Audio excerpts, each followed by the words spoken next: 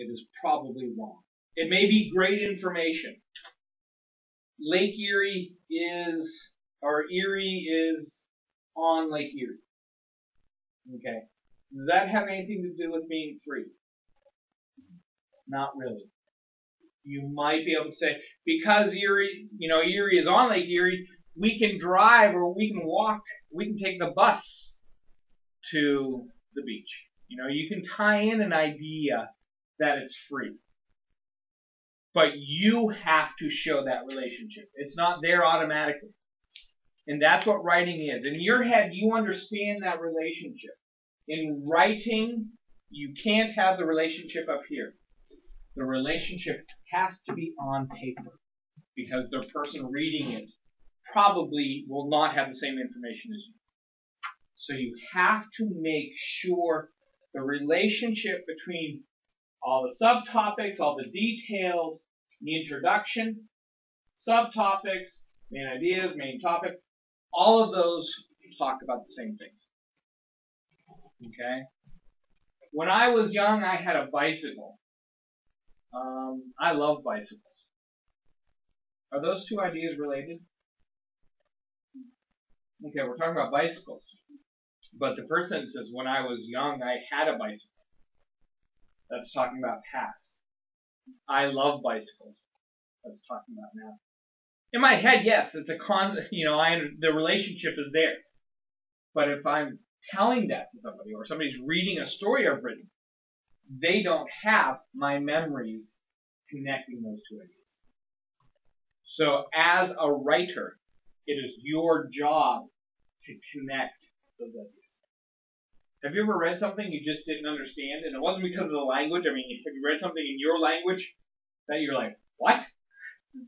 I understand all the words, but I just don't get the idea? Okay. That's what bad writing is. Bad writing, what we're concerned about here, is not grammar, it's not spelling. Bad writing is bad relationships between ideas. And so you constantly want to check yourself. Every time you write something new, ask yourself, does this sentence talk about what I'm supposed to be talking about? If no, change it or throw it out. Those are your only options. Add the relationship.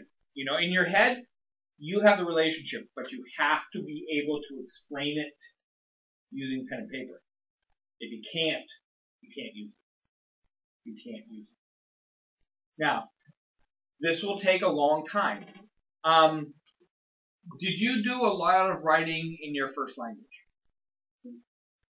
Did you ever do a lot of writing in Amharic? You did? You did a lot of writing? Did you do? I would say 95% of any language, most of the people only speak it. I mean, they can write it. They can write sentences. They can write words. But when was the last time, apart from class, that you actually wrote a sentence? Facebook is interesting. Because Facebook, we have to write what we are thinking. We can't just talk. I mean, it's a conversation in that people are communicating, but I'm not there. I'm not, looking at somebody. So when I type, I have to put all of my ideas into words. And that's why a lot of people get angry on Facebook. Because we only have the words to judge. We don't have how the person says it. And that's so important. When you're talking to somebody, if I say hello, what does that mean? If I say hello, what does that mean? Does it mean, if someone says hello to you, what does that mean? Greeting. Someone says hello. Does that mean the same thing? No, the way we say things changes the meaning. So that's why this is so difficult. Okay. So, in the introduction, you have to have your topic sentence and your subtopics. Okay, you're just going to introduce them. I would say do one sentence for each subtopic. Okay.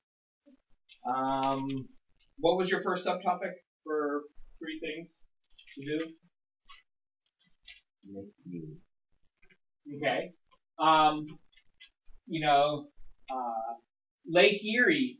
And when you're thinking about lake, are you talking about actually the lake, or are you talking about the beach? I'm talking about the So what are you going to do on the lake? Okay. All right. So, you know, you can go boating on the lake. Okay. What's your second one? Okay. And again, you're going to have to make sure the idea of free.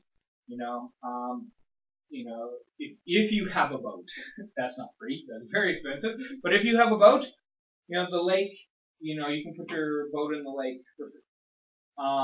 The library is free. You know, the library has lots of books to lend for free. And the last thing was the zoo is free on Sundays. Okay? So you would put those sentences in your introduction.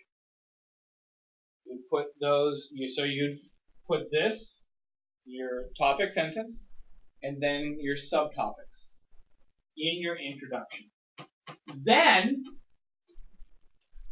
you go to your first subtopic, and your first subtopic was about the lake. You're going to say almost the same thing that you said in the introduction. Same idea, different words. Same idea, different word. You can't just say, you know, the lake is a great place for free activity. You know, whatever you say in the introduction, you can't repeat it exactly, the words, in the subtopic when you introduce it.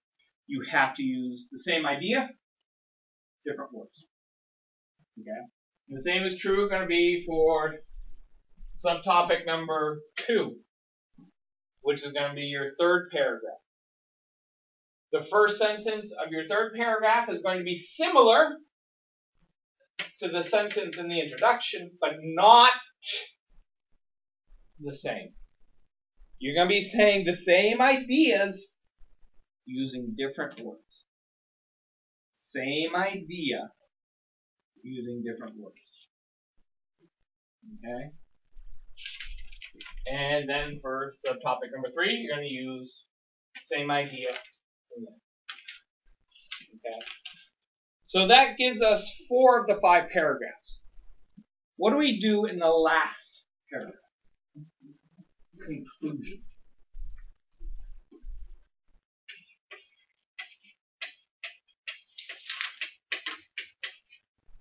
Okay? What are we going to put in the conclusion?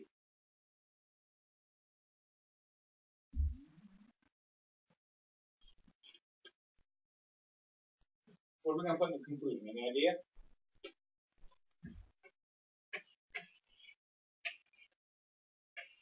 We have 2 things in the conclusion. In a sentence form, to talk about the whole idea and put your own comments or suggestions. Unless it is talking about that, you don't put it in. No, the same issue is to put your own suggestion, personal view of whether it can be improved. Well, it depends on the type of essay. This is an opinion essay.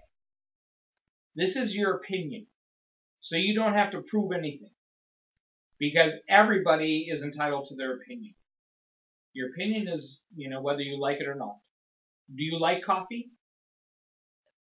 Do you like coffee? That's wrong. You're wrong. Coffee is terrible. Can I do that? If somebody says they like something, you can't say, well, that's dumb. You know, that's stupid. Everybody has their opinion. I like Erie is strictly an opinion. So you don't have to prove your point. You want to. You want to give enough evidence to make the person, the audience, remember your audience, you want to give enough information that they feel the same way you do. Okay? So if you like here because there are free things to do, you have to give me enough evidence that there are enough free things to do. You know, what free things can you do on the lake? Okay. What free things are there to do at the library? What free things are there to do at the zoo? Why is that a good thing? Okay. So that's where your proof comes in. You know,